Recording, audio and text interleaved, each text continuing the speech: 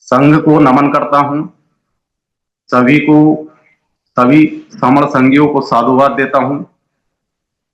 जो विस्तृत कंसेप्ट है समण संघ का, तो वह सिर्फ इतना है कि हमें जुड़ना है और जोड़ना है। पिछले 4 साल से हम लगातार इसी विषय पर प्रैक्टिस कर रहे हैं कि जो हमारे नेशन वाइड समण लोग हैं उनको हम किस प्रकार से जोड़ें, किस प्रकार से ऑर्गेनाइज करें। जो बाबा साहब डॉक्टर भीमराव अंबेडकर ने जो ऑर्गेनाइज होने की परिभाषा दी थी, तो उसको कैसे आत्मसात करें, उस पर कैसे प्रैक्टिस करें, उसको कैसे एडॉप्ट करें।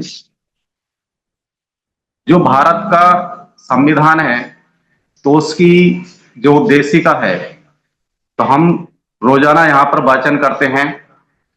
4 साल हमें हो गए हैं समण संघ को जो हमारे साथी लेकर आए हैं। जो आज हमारे इस मीटिंग में नए साथी जुड़े हुए हैं, तो उनको बताना चाहूंगा कि जो समण संघ है कोई आज का संघ नहीं है। ये एक प्राकृतिक संघ है, यानी कि जब से प्रकृति इस ब्रह्मांड में विद्यमान है तब से यह संघ है। हम भगवान बुद्ध की बात करते हैं, तो ये संघ भगवान बुद्ध के समय से भी पहले से है। यानी कि जो हमारे पुरखे थे तो वो समण संघ के रूप में रहते थे। और इस समण शब्द का जो वर्णन है, कुछ पुस्तकें हैं उसमें है, आज की पुस्तकों में आपको शायद ना मिले, क्योंकि उस संस्कृति को ही बदल दिया गया और अक्सर हमें श्रमण शब्द से नवाजा गया।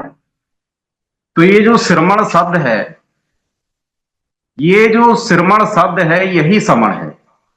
यानी कि हमको श्रमण कहा गया, लेकिन आप मैगस्थनीज की इंडिका पुस्तक में आप पढ़ेंगे, और भी पुस्तकें हैं, उनका रेफरेंस भी यहां पर दिया जाता है कि जब आप उनका अध्ययन करेंगे तो ये समण शब्द आपको उनमें पढ़ने को मिलेगा।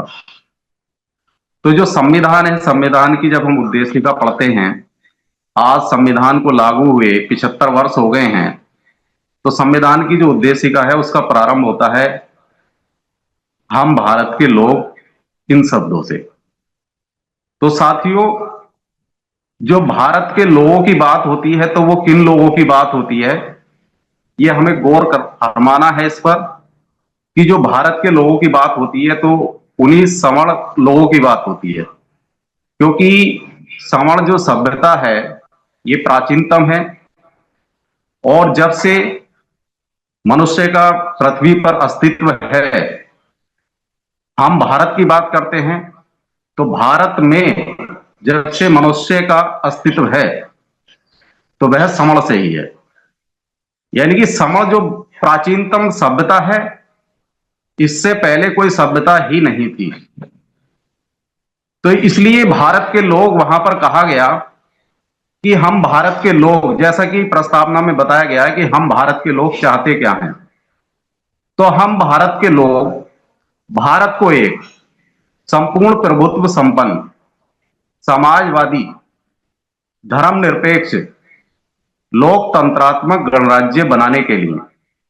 तो साथियों, जो भारत का संविधान है उसको जो ऊर्जा मिलती है तो वो कहां से मिलती है?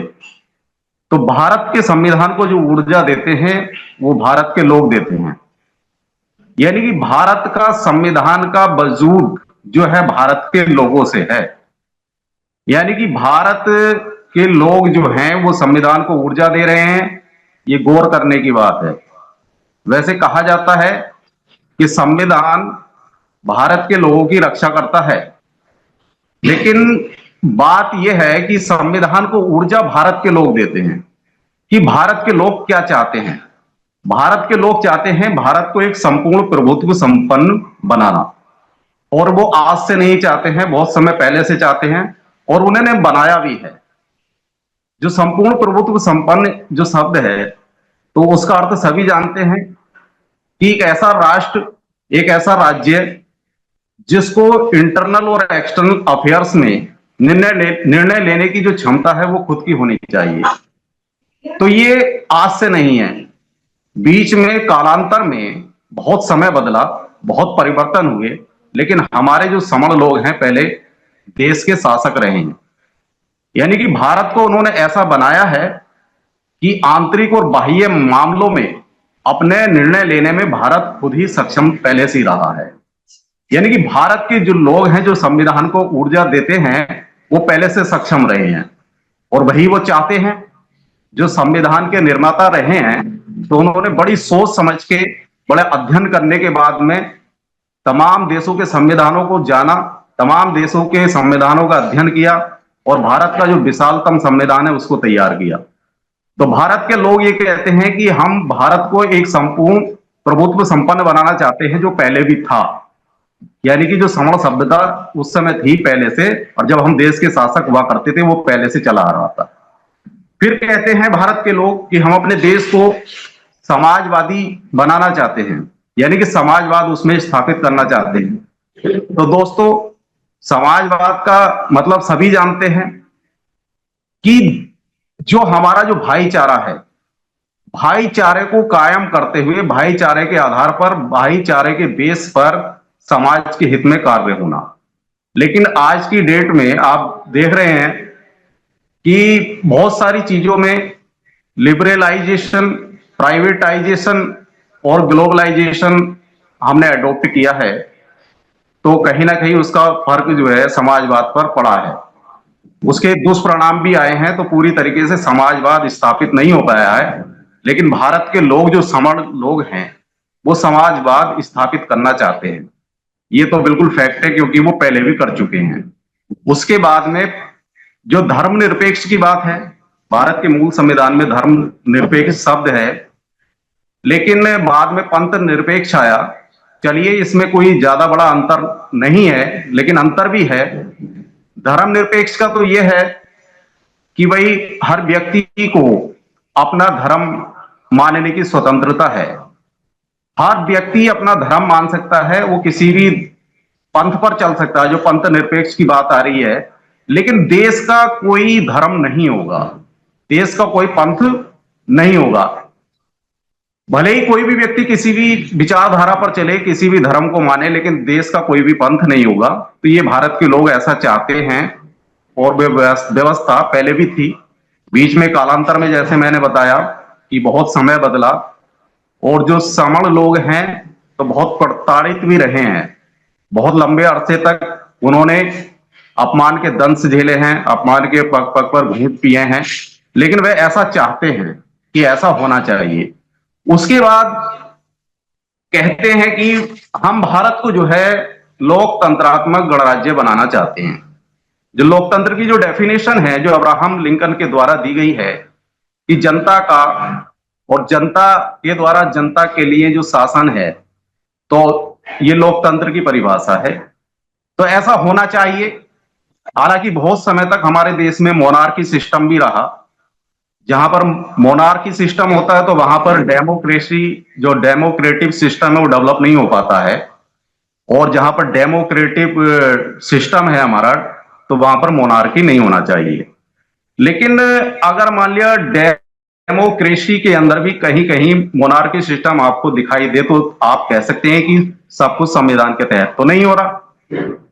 आज भी आप ये ले लो कि जो भारत के लोग हैं, जो भारत के लोगों की बात होती है कि जनता का, जनता के द्वारा और जनता के लिए जो लोकतंत्र है, जो शासन है, तो इसमें अगर भारत के लोग परेशान कहीं पर नजर आते हैं तो संविधान के तहत वो सिस्टम अगर नहीं, वो नहीं चल रहा होता है, मतलब तो उसमें भारत, हम तो लोग ये चाहते हैं कि ऐसा होना चाहिए, लेकिन अगर कहीं पर ऐसा दिखाई देता तो नहीं हो। वो उदाहरण बहुत सारे हैं, आप अखबार भी पढ़ते हैं, अखबार में आपको दिखाई देता है कि जनता परेशान कहीं कहीं पर नजर आती है। आज भी समणों के साथ में बहुत अत्याचार होते हैं। आज भी समणों के मूंछ रखने पर उनको जो है पीट पीट कर मार दिया जाता है। आज भी अगर वो घोड़ी पर चढ़कर बारात निकालते हैं तो उनका सामाजिक बहिष्कार किया जाता है। आज भी हमने अखबार में पढ़ा कि भाई आज भी बच्चे को क्लास में सबसे अलग बैठाया जा रहा है, आज भी देश के संविधान लागू होने के 75 साल बाद भी। तो संविधान तो यही कहता है कि ऐसा नहीं होना चाहिए। आज भी यौन शोषण कितने चल हो रहे हैं, क्या ये सारे समलों के साथ ही होते हैं? समलों के साथ हो रहे हैं, तो ये सोचने का विषय है। इसलिए समण संघ ये कहता है कि हमको इकट्ठा हो जाना है। आगे क्या कहते हैं भारत के लोग कि हम सुनिश्चित करते हैं अपने नागरिकों के लिए, हम ये चाहते हैं कि उनको सामाजिक न्याय मिलना चाहिए। क्या सामाजिक न्याय पूरी तरीके से मिल रहा है, ये सोचने का विषय है। और अगर सामाजिक न्याय नहीं मिल रहा है तो हमको जो सामाजिक न्याय सुनिश्चित करने के लिए इकट्ठा हो जाना चाहिए। आर्थिक न्याय, आर्थिक जो नीतियां हैं इस प्रकार की बननी चाहिए कि आर्थिक हमारा न्याय मिलना चाहिए हमें। राजनीतिक न्याय, अगर राजनीतिक न्याय, राजनीति में भी हमें पूरी तरीके से न्याय नहीं मिल रहा है तो उस न्याय को, सामाजिक, आर्थिक और राजनीतिक न्याय को सुनिश्चित करने के लिए हमें इकट्ठा हो जाना चाहिए।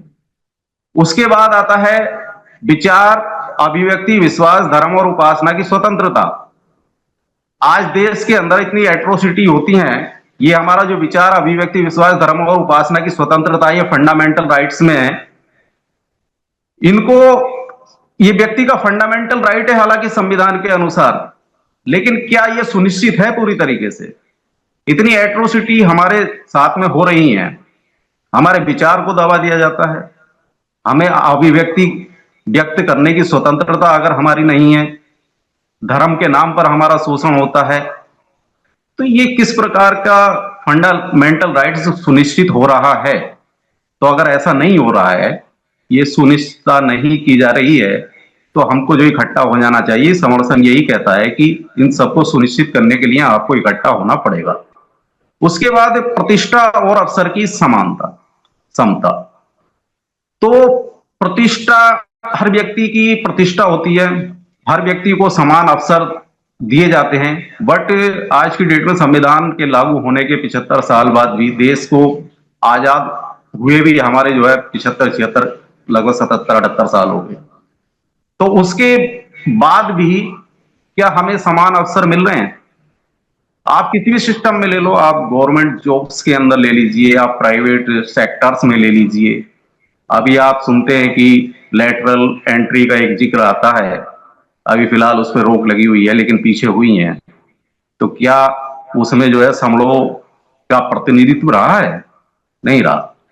तो उसमें अवसर की भी क्षमता कहीं मतलब नहीं दिखाई देती है, और भी बहुत सारी चीजें हैं।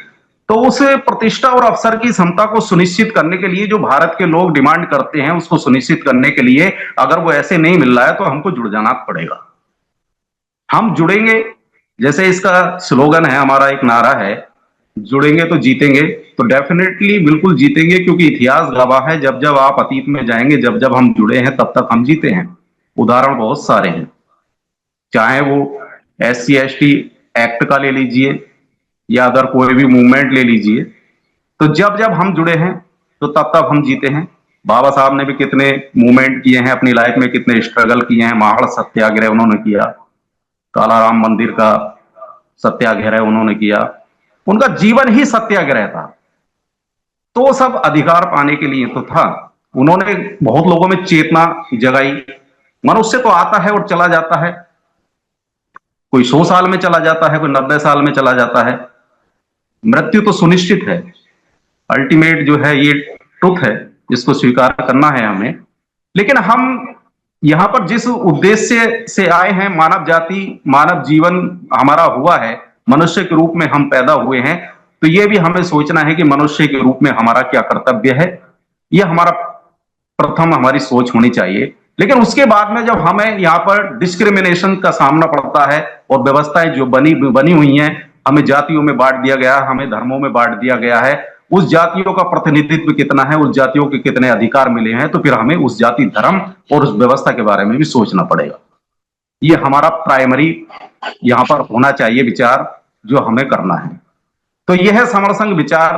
हालांकि समण संघ ये कहता है कि समण संघ विचार नहीं देता, समण संघ एक पहचान देता है। लेकिन पहचान देने के बाद में जब हमें एक पहचान मिल गई कि हम समण हैं, तो हमें यह भी विचार करना पड़ेगा कि हम आखिर चाहते क्या और हमारे अधिकार सुनिश्चित कैसे होंगे। उसके बाद भारत के लोग ये कहते हैं कि वो प्रतिष्ठा और अवसर की समता प्राप्त कराने के लिए, वो तो हमें मिली नहीं। अगर कहीं मिल रही है ठीक है, लेकिन पूरी तरीके से प्रतिष्ठा और अवसर की समता हमें नहीं मिली है। उसके बाद में व्यक्ति की गरिमा और राष्ट्र की एकता और अखंडता सुनिश्चित करने वाली बंधुता बढ़ाने के लिए, तो व्यक्ति की गरिमा, तो every person has its own dignity, जो गरिमा की बात होती है, तो हर व्यक्ति की गरिमा होती है, वो महसूस भी करता है, हर व्यक्ति को करना चाहिए क्योंकि उसको जीने का अधिकार है।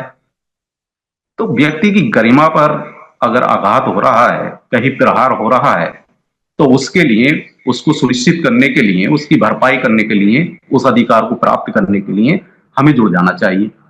अब भारत के लोग तो ये कहते हैं कि राष्ट्र की एकता और अखंडता सुनिश्चित करने वाली बंधुता बढ़ाने के लिए। अब राष्ट्र की एकता और अखंडता की बात आती है, कुछ लोग राष्ट्रवाद की बात करते हैं। तो क्या जब इतना डिस्क्रिमिनेशन अगर यहां पर रहेगा, तो क्या राष्ट्र की एकता और अखंडता सुनिश्चित हो जाएगी? क्या राष्ट्रवाद सुनिश्चित हो जाएगा? राष्ट्रवाद का जो रास्ता है वो समता और समानता से होकर जाता है, लेकिन अगर समाज के अंदर ये जो डिस्क्रिमिनेशन अगर व्याप्त रहेगा, तो क्या राष्ट्र हमारा जो है अखंड बन पाएगा? क्या राष्ट्र की एकता सुनिश्चित हो जाएगी? क्या राष्ट्रवाद लोगों के दिलों के अंदर जो है वो जागृत या डेवलप हो जाएगा? नहीं हो पाएगा। सबसे पहले हमें समाज में समानता वो डेवलप करनी पड़ेगी, और वो समानता डेवलप करने के लिए जैसे भारत का संविधान कहता है कि आप इकट्ठे होकर आइएगा, जैसे हमारे एक भैया जी अभी कह रहे थे कि 51% लोग इकट्ठे होकर आते हैं तो संविधान उनको अधिकार देता है। लेकिन हम ये कहते हैं चलिए संविधान आपको 51% इकट्ठे होकर आते हैं, लेकिन आप अपनी संख्या देखिएगा। आप सवर्ण लोग 120 करोड़ हैं यहाँ पर, और उनकी परसेंटेज अगर आप देखेंगे तो 85 to 90% वहां पर निकल कर आती है। तो हम 51% की बात नहीं करते, हम बात कर रहे हैं कि 85 to 90 जो हमारे लोग हैं उनको प्रतिनिधित्व मिलना चाहिए, उनकी समस्याओं का समाधान होना चाहिए, है नहीं? तो अगर ये नहीं हो रहा है तो हमको जुड़ जाना चाहिए। समर संघ जो हमसे कहता है कि आप जुड़ेंगे तो जीतेंगे, आप जुड़िएगा, तो बिल्कुल ये गलत नहीं है। जब जब जुड़े हैं तब तब हम जीते हैं, और जब जब हम जुड़ेंगे तब तब हम जीतेंगे। आज अगर हम जुड़ जाएंगे तो डेफिनेटली नो डाउट आज जीत जाएंगे। कल जुड़ेंगे कल जीतेंगे। 100 साल बाद जुड़ेंगे तो व्यवस्था में बहुत बड़ा परिवर्तन होता है। समय अपने आप में बहुत बड़ा डॉक्टर है, वो समय बहुत चीजों का इलाज कर देता है। 100 साल बाद जुड़ोगे तो लेट हो जाओगे जीतने में, यानी कि 100 साल ही लग जाएंगे। यानी कि आज ही जुड़ जाना चाहिए, समर संघ की आइडियोलॉजी को समझ जाना चाहिए। उसके बाद में वो जो फ्रेटर्निटी की बात आती है, बंधुता बढ़ाने वाली, तो समर संघ के जो लोग हैं वो समता में रमण करने वाले लोग हैं, समानता में रमण करने वाले लोग हैं, वो न्याय की बात करते हैं, वो समान अवसर की बात करते हैं, वो स्वतंत्रता की बात करते हैं। तो ये जहां पर ये सारी चीजें दिखाई देती हैं तो वहां पर फ्रेटर्निटी यानी कि बंधुत्व का जन्म होता है। तो समर संघी लोग बंधुत्व पर कार्य करते हैं, वो ये चाहते हैं। और ऐसा जब ये संविधान की जो उद्देशिका बनी और संविधान जब लागू होने का समय आया, तो वो एक पर्टिकुलर दिन वहां पर जो था, जिस दिन संविधान को एडॉप्ट किया गया था, तो उसका जिक्र होता है संविधान की प्रस्तावना में कि हम दृढ़ संकल्प होकर आज तारीख 26 नवंबर 1949 को संविधान को, एतद द्वारा इस संविधान को, तो उन्होंने क्या किया, अंगीकृत किया, उसको अधिनियमित किया और आत्मार्पित किया। यानी कि उस समय उन लोगों ने, संविधान सभा ने उसको अधिनियमित किया, अंगीकृत किया और आत्मार्पित किया। और आज हम संविधान की उद्देशिका लगातार पढ़ते हैं, इसके जो एलिमेंट्स हैं उनको दोहराते हैं। तो इसका मतलब यह है कि हम भी ऐसा कुछ एडॉप्ट करना चाहते हैं, हम ऐसा अंगीकृत करते हैं, हम अधिनियमित, अपने जीवन में अधिनियमित उसको रेगुलेट करना चाहते हैं, हम उसको आत्मार्पित करना चाहते हैं, क्योंकि हम भारत के लोग समता में रमण करने वाले लोग हैं। हम इस संविधान की उद्देशिका को रोज पढ़ते हैं, हमारे मीटिंग की शुरुआत ही संविधान की उद्देशिका से होती है। तो साथियों, जो संविधान में व्यक्ति को जो फंडामेंटल राइट्स मिले हुए हैं उनको सुनिश्चित करने के लिए हमें जुड़ जाना चाहिए, क्योंकि डिस्क्रिमिनेशन का बहुत हमने सामना किया है और लगातार करते हैं। आज हमारा देश 2047 या 47 तक सरकारें ये कहती हैं कि हम इसको जो है विकसित भारत बना देंगे, लेकिन अगर ये इस तरीके का एट्रोसिटीज लगातार चलती रहेंगी, डिस्क्रिमिनेशन लगातार चलता रहेगा, तो मैं तो समझता नहीं क्या इस आधार पर विकसित भारत बने। पहले समाज के अंदर प्रेम, न्याय, स्वतंत्रता, बंधुत्व ये कायम करना पड़ेगा। और अगर मान लिया सिस्टम अगर ये कायम नहीं कर पा रहा है, तो हम लोगों को इकट्ठा होना पड़ेगा ना, ताकि हम उसकी बात करें। अगर जैसे एक फॉर एग्जाम्पल कि समर संघ के जो 10 गोल्डन रूल हैं, तो उसमें बात आती है कि जाति पर बात नहीं करता। समर संघ के जितने लोग आज तक जुड़े हैं, उन्होंने एक दूसरे की जाति नहीं पूछी, यानी कि समर संघ में जाति पर बात नहीं होती है। तो जब लोग इकट्ठा हो जाएंगे तो सिस्टम में भी बदलाव आ जाएगा। भाई जैसा सब लोग बहुसंख्यक लोग चाहते हैं वैसा हो जाएगा। हम के जो गोल्डन नियम 10 गोल्डन नियम हैं, तो बड़ी सोच समझकर बनाए गए हैं। अब मैं बात करूंगा कि समर संघ किस पद्धति पर कार्य करता है, और उसमें जो हमारे संगठन हैं, बाबा साहब ने ऑर्गेनाइज होने का जो हमारा नारा दिया था, हमें जो मूल मंत्र दिया था, और उस ऑर्गेनाइज शब्द को लेकर, संगठित होने शब्द को लेकर आज जो है लाखों की तादाद में संगठन बन गए हैं। तो समर संघ के रूप में उनको एकत्र हो जाना चाहिए, और जो वास्तव में ऑर्गेनाइज होने की डेफिनेशन है तो उसको अडॉप्ट करना चाहिए और अपने जीवन में उसको उतारना चाहिए। तो समर संघ दोस्तों देश के कोने कोने में अपनी फिजिकल मीटिंग लगाता है और रोजाना ऑनलाइन यहाँ पर जूम पर प्रैक्टिस करता है। समर संघ ये कहता है कि हम कहीं पर भी बैठकर मीटिंग कर लेंगे, हमें बिल्कुल भी किसी भी संसाधनों की ज्यादा आवश्यकता नहीं है, हमें दिखावे की आवश्यकता नहीं है, हमें मंच की आवश्यकता नहीं है, हमें प्रतिष्ठा की आवश्यकता नहीं है, हमें पद की आवश्यकता नहीं है, हमें मंच की आवश्यकता नहीं है, हमें माला की आवश्यकता नहीं है। इन चीजों को हमें छोड़ना होगा। समर संघ ने छोड़ दिया है तो समाज का पैसा बचाया है। अगर कहीं पर कोई कार्यक्रम होते हैं, मंच सजाए जाते हैं और वीआईपी लोग उसमें बुलाए जाते हैं, तो समर संघ ऐसा नहीं करता है, क्योंकि समर संघ में वीआईपी और वीवीआईपी कल्चर नहीं है। यहां पर सब लोग इक्वलिटी पे काम करते हैं, क्योंकि हम संविधान को मानने वाले लोग हैं। तो समर संघ ये सारी चीजें ना करते हुए समाज का पैसा बचाने का कार्य करता है। समर संघ ये कहता है कि आप देखिए, डिस्कस करने के लिए 2 लोगों की आवश्यकता होती है, अकेला व्यक्ति कभी भी डिस्कस नहीं करता। तो समर संघ ये कहता है कि आप दूसरे से बात कीजिएगा, आप दूसरे तक अपनी विचारधारा पहुंचाइएगा इस जूम मीटिंग के माध्यम से भी। जैसा कि इस समय हमारे जो इसमें साथी जुड़े हुए हैं, लगभग 113 साथी जुड़े हुए हैं। तो इसमें कुछ समर संघी पुराने भी हैं और कुछ आज जो है जो नए जुड़े होंगे वह भी हैं। तो हम अपनी बात पहुंचाना चाह रहे हैं। इसी प्रकार से इसी क्रम को लेकर लगातार जो है मीटिंग्स हमारी होती हैं। फिजिकल मीटिंग के माध्यम से हम देश के कोनों कोनों तक जाते हैं और समर संघ की जो आइडियोलॉजी है उसको पहुंचाने का कार्य करते हैं। देखिए, एक एग्जाम्पल मुझे याद आता है कि किसी महल में उसकी छत पर एक छिपकली थी। तो छिपकली मतलब एक कहानी है, मैंने कहीं पर ऐसी सुनी है। सारी छिपकलियों को कहीं पर दावत यानी कि नोता मिला जाने का। अब सारी छिपकली जाने लगी तो उस छिपकली से बोली कि बहन आप भी चलो, क्योंकि वहां पर दावत है। तो छिपकली वो उन छिपकलियों को जवाब देती है अन्य को कि बोले अगर मैं चली गई तो ये जो छत है ये गिर जाएगी। तो वो सब हंसने लगे, बोले ऐसा क्यों, कैसे? तो वो कहने लगी कि उसको ये बहम था, ये अहंकार था, यानी कि बहम था उसको, वो नादान थी, उसको पता नहीं था। वो ये सोचती थी कि ये छत जो है ये मेरी वजह से रुकी हुई है। तो दोस्तों ये चीजें हमें, अहंकार और बहम, जो अहम बहम है, तो इनको उतारना पड़ेगा। क्योंकि हर व्यक्ति आज की डेट में ये सोचता है कि वह कुछ कर रहा है, वह कुछ काम कर रहा है। वो सिस्टम उसने डेवलप किया है, मैंने माना कि एक सिस्टम है, बट क्या ऐसा सिस्टम है कि कोई सेंट्रलाइज सिस्टम जो समर्थन देता है पूरे देश में, मतलब ये सब लोगों को इकट्ठा करता है। अगर आप उस विचार को छोड़ेंगे कि हाँ आपकी वजह से कुछ टिका हुआ है।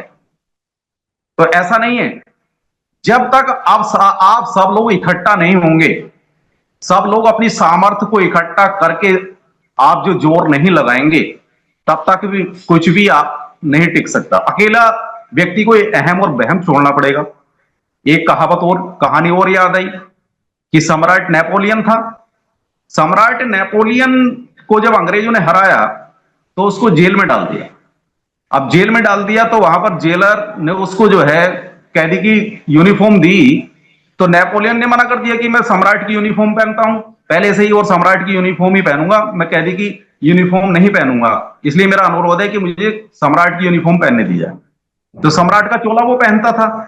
लेकिन जब वो मरा तो मरने से उसे महसूस हुआ कि अंतिम समय आ रहा है, तो उसने अपनी डायरी में लिखा कि मैं सम्राट का चोला इसलिए पहनता था अंतिम समय तक ताकि मुझे यह महसूस होता रहे कि मैं एक सम्राट हूं। तो साथियों, ये चीजें हमें छोड़नी पड़ेंगी और वो चोला उतारकर फेंकना पड़ेगा। जो हम महसूस करते हैं कि हम कुछ हैं, हम सम्राट हैं, तो ये अहम वहम अहंकार हमें छोड़ने पड़ेंगे। और जब तक अहम वहम और अहंकार पर पद प्रतिष्ठा हमारे ऊपर ये आवरण चढ़े रहेंगे तो हम समण संघ में नहीं आ सकते, क्योंकि उस समय तक हमें लगता है कि हम कुछ हैं। और समण संघ में आने के बाद में आदमी शून्य हो जाता है, जो कंसेप्ट भगवान बुद्ध शून्य होने का देते थे। तो वो जो शून्य होने का कंसेप्ट है कोई ऐसे नहीं आया, क्योंकि भगवान बुद्ध ने भी अपने आप यश अपयश पद प्रतिष्ठा मोह माया और सारी चीजों का जो है आवरण उतार के फेंक दिए थे। वो कहते हैं कि प्याज के छिलकों की तरह उतार दो। जैसे हम प्याज का छिलका उतारते हैं, पहला छिलका उतारेंगे, दूसरा छिलका उतारेंगे, तीसरा उतारेंगे, और लास्ट में प्याज के अंदर कुछ नहीं बचेगा, यानी कि सारे छिलके उतर जाएंगे। तो ये जो प्याज के छिलके हैं, ये हमारे ऊपर प्याज के छिलके रूपी आवरण चढ़े हुए हैं, पद प्रतिष्ठा मोह माया के, इस प्रकार के लालच अहंकार के, ईर्ष्या द्वेष भाव के, इन सबको जो है प्याज के छिलकों की तरह उतारना होगा, तभी हम शून्य हो पाएंगे।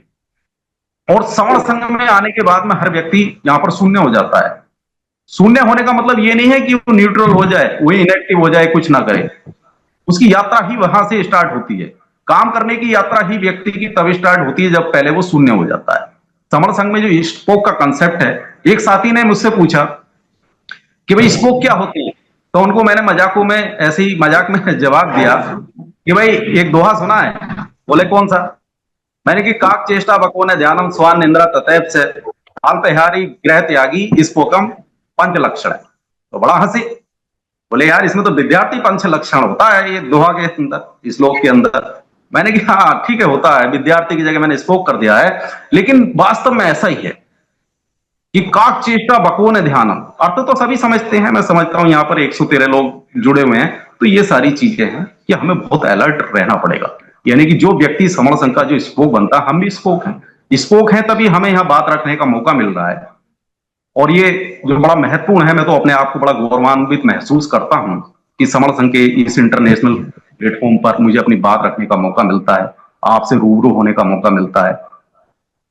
तो समण संघ के जो स्पोक्स हैं वो करते क्या हैं?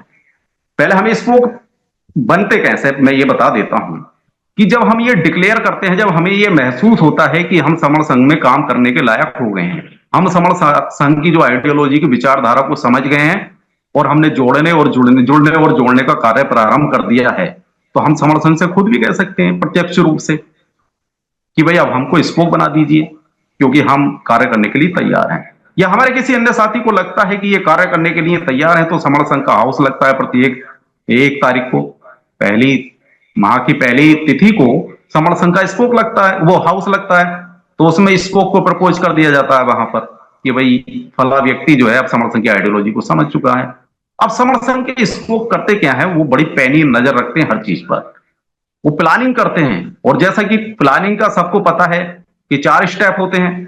पहला होता है व्हाट टू डू, दूसरा होता है वेयर टू डू, तीसरा होता है व्हेन टू डू, एंड चौथा होता है हाउ टू डू। तो समण संघ का जो स्पोक है उसको पूरी तरीके से पता है कि हमें व्हाट टू डू क्या करना है, व्हेन टू डू कब करना है, वेयर टू डू कहां करना है, एंड हाउ टू डू कैसे करना है। इन सारी चीजों की प्रैक्टिस यहां पर चल ही रही है। तो समण संघ के जो स्पोक हैं, हम अपने आप को लिखते भी हैं निर्देश कुमार स्पोक समण संघ भारत। तो ये छोटे मोटा वो नहीं है, ये कार्य करने का हमने जो जिम्मेदारी ली है, तो हम गौरवान्वित महसूस करते हैं अपने आप को कि समण संघ के स्पोक हैं। तो साथियों, जो नए लोग जुड़े हुए हैं उनसे मैं कहना चाहूंगा, उनको प्रेरित करना चाहूंगा कि आप भी समण संघ में डिक्लेरेशन करें अपना, कि भाई आप भी कार्य करना चाहते हैं, समण संघ की आइडियोलॉजी को समझ चुके हैं और आप स्पोक बने समण संघ के। तो साथियों, मैं ये कहना चाह रहा हूं, अब समण संघ की बात जैसे हम कर रहे हैं इतनी देर से, लगभग 10 बजने को हैं और 9:30 बजे से मेरी ड्यूटी रही, तो ज्यादा बात नहीं करूंगा क्योंकि मौके हमें मिलते रहते हैं। ऐसा नहीं है कि चांस कम्स बट वंस, यहाँ पर opportunity never knocks door twice, ऐसा भी नहीं है। यहाँ पर बार बार मौके मिलते हैं, बशर्ते कि हम काम करने के लिए तैयार रहें। तो साथियों, समण संघ को समझो, इसकी जूम मीटिंग में भी रोजाना जुड़ो और बाकी साथियों को प्रेरित करो। बस आज के लिए मैं समझता हूं कि अपनी वाणी को विराम देता हूं इस समय में, क्योंकि समण क्योंकि मीटिंग हमारी जो है 8 बजे से और 10:30 बजे तक होती है। पहले 8 बजे से 11 बजे तक होती थी, लेकिन कुछ टाइम हमने कम कर दिया, यानी कि हमारे संघ ने वो टाइम जो कम किया है। तो बात रखने का मौका मिलेगा, भी नए साथियों से परिचय भी करेंगे और साथ ही हम हमारे बात रखेंगे। तो आपने मेरी बात को बड़ी तल्लीनता के साथ सुना, मैं सबका जो है आभार और साधुवाद व्यक्त करता हूं और संघ से क्षमा भी चाहूंगा कि अगर मेरे वक्तव्य में जो विस्तृत कॉन्सेप्ट मैंने बोला है, इसमें अगर कोई त्रुटि मुझसे रही हो तो संघ मुझे क्षमा करे, क्षमा करे, क्षमा करे, क्षमा प्रार्थी हूं। इसी के साथ मैं अपने वक्तव्य को विराम देता हूं। सभी को साधुवाद, जय भीम, नमोदय, संगम नमामि।